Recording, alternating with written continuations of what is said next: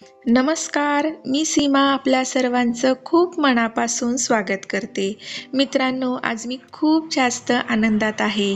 कारण आज मी सुंदर अशी पिवळी साडी घालून छान अशी तयार होऊन जाणार आहे एका कार्यक्रमाला.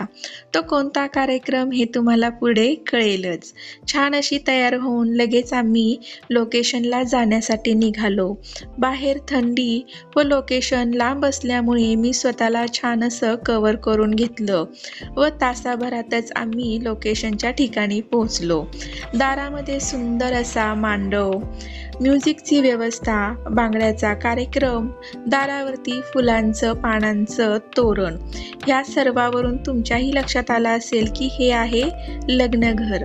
आज राकेशच्या मामाच्या मुलीची हळद होती आणि गेल्या गेल्याच मला हळद मिक्स करण्याचं काम मिळालं.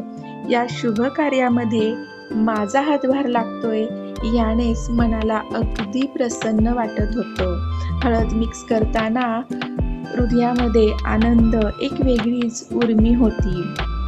हळदीचा पिवळा रंग सांगत होता की हा सगळ्यांचा आशीर्वाद आणि शुभ कार्याचं प्रतीक आहे. हळद कालवल्यानंतर मी लगेच बांगड्या भरून घेतल्या. बांगड्या माझा फेवरेट अशा आहेत. हिरवा चुडा भरल्यानंतर मला इतकं भारी वाटत होतं की काय सांगू. हिरवा चुडा भरल्याच्या नंतर लगेच नवरीचा चौरंग भरला व मिक्स केलेली हळदही छान मुरली होती. नवरीला ज्या ठिकाणी हळद लावणार होतो त्या ठिकाणी हळद घेऊन आलो व थोड्याच वेळात आपली नवरी ही छान अशी तयार होऊन हळद लावण्यासाठी पाटावरती येऊन बसली. सर्वांनी तिला हळद लावली